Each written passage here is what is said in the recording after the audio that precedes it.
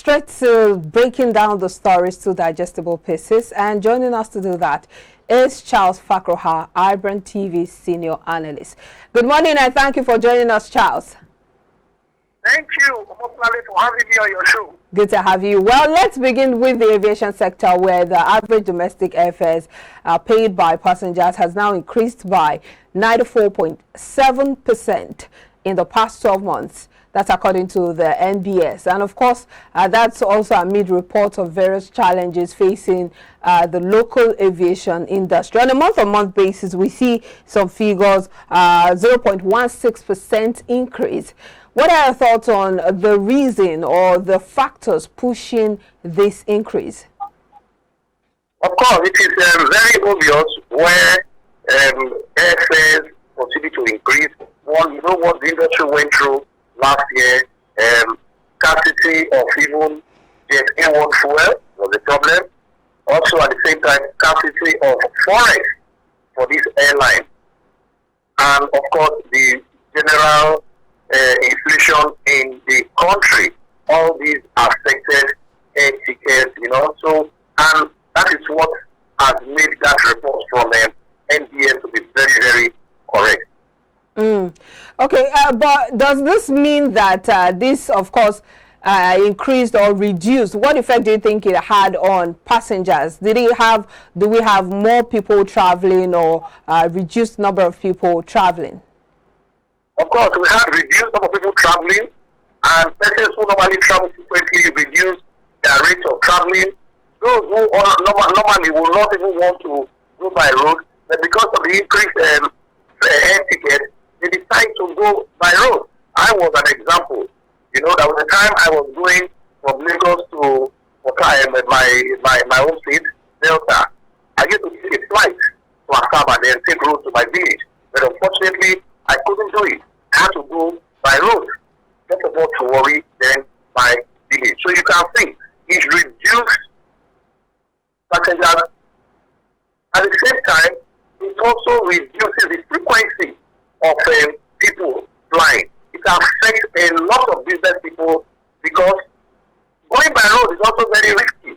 Of course, we saw what happened last year. So it really reduced. And that also now reduces the profit or the business for the airline industry generally. Well, let's move on. The redesign of the Naira notes also caused the crisis, which has made daily operations difficult for many individuals and organizations. And this is because the cash shortage in February caused Nigeria's economy to almost collapse, resulting in protests. Of course, we saw the protests happening in different parts of the country. And the federal government, through President Muhammad Buhari, reintroduced the 200 Naira note. But all in all, this report is showing that the scarcity of cash that has characterized the Naira redesign has caused conventional banks to struggle with the attendant pressure, and of course has caused the digital banking platforms to be overwhelmed. They've been stretched thin, and this of course has created opportunities for fintech industries. Talk to us about this. Yes, first of all, I must say the Naira design is a very good policy. Then it's just that the banks did not expect how it was going to play out. Because if you are designing Naira, of course, telling people to bring their own Naira notes you want to exchange and all that, and encouraging the cashless policy. The banks have also improved on their digital network because so many persons were now forced to begin to use those digital network. And we know when there is increase in traffic, anything digital, there is bound to be issues here and there. And that's why we experience those kind of issues where you don't know transfer will not go. Even as of yesterday, I see this transfer today have been debited and the beneficiary has not even seen the money. Then because of trust, it gives me the good. So you can see that yes, the banks should be a major player in this cashless policy or currency redesign. They should have improved on their digital platform. Do a lot of jingles, let the banking consumers know that yes, you don't need to be doing cash all the time. You can use digital platforms. But don't you think, or do you think that the fintech companies are latching on this loophole? The fact that an opportunity in every crisis, like you always say, there is always an opportunity. Are fintech companies latching or taking advantage of this loophole that has been created by the cash crunch? Yes, that is why we are saying, like you are saying, for every problem there is an opportunity. So yes, the banks are now engaging more of fintech professionals. The fintech companies are coming out to see how people can do their financial transactions using technology.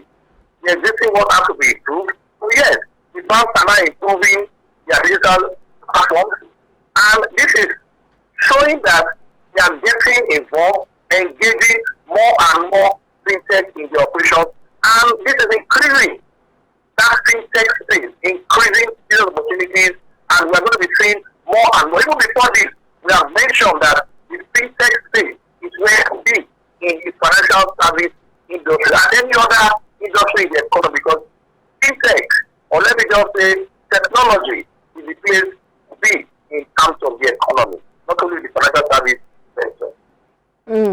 Well, the United Nations Economic Commission for Africa, UNECA, has now said that e-commerce in Africa is projected to grow by 50%, that's by 2025 rather, and that according to the acting executive secretary UNECA, Antonio Pedro, at the opening of the night session of the Africa Regional Forum on Sustainable Development in Niamey, Niger. On what premise do you think this theory or these projections were based? Yes, Africa has a very large market, and e-commerce is where most businesses are going into. But for it to be effective, efficient, and even credible, then a lot of capacity building is needed in this space, so that we will not have issue of lack of capacity. People that are involved in the e-commerce, both the vendors, the buyers, regulators, and every other person will be on one page. So capacity has to be built when it comes to e-commerce. And that is the only way we can have development in terms of our trade. Because, it's very easy and straightforward. I can be in the comfort of my home and just order for an item, and it's coming from any other place from Africa, and of course, it is delivered to me. There must be capacity building when it comes to e-commerce for us to get all the benefits from that type of business. And what's the role of the AFCFTA in all of this?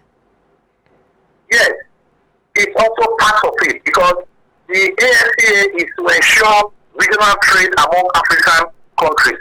This is also one of the tools that can be used to achieve that objective of regional trade in Africa, whether it is Sub-Saharan Africa or West Africa, South Africa, so that the whole of African continent will be integrated in terms of trade. But we can only get this when we build capacity in this sector. Well, for the first time in 4 months, banks are saying that they have increased loans to consumers by 3.4%. That's to 2.34 trillion naira in November last year, driven by Eurotide preparation spending.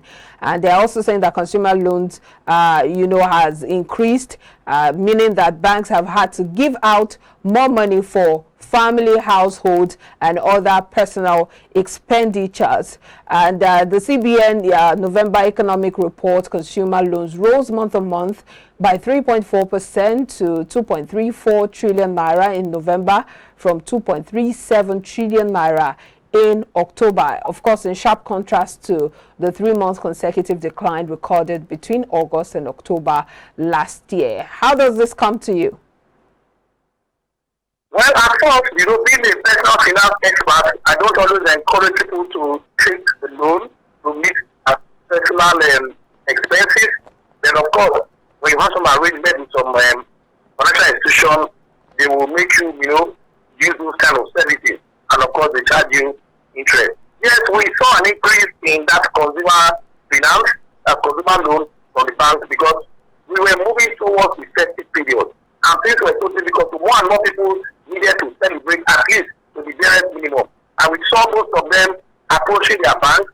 Of course, some of them have existing relationship with their banks, and banks advance those kind of consumer loans when it comes to those kind of festive period. However, we are saying before these customers take this loan, the banks will have looked at certain criteria and see that yes, these customers will have the capacity to pay back. So they decided to increase this consumer loan to those customers that have capacity to pay back. That's why we saw an increase between that November and then December in terms of consumer loans for households to do their spending during the festive period.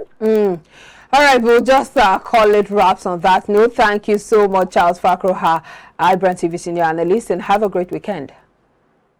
Thank you very much for having me on your show. Thank you. Still to come after the break, markets benchmark index reached new high of 55,670.24 points, while equities market value rose to 30.32 trillion naira as against preceding day's low of 55,508.61 points and 30.23 trillion naira respectively. There's more after this break. Stay with us.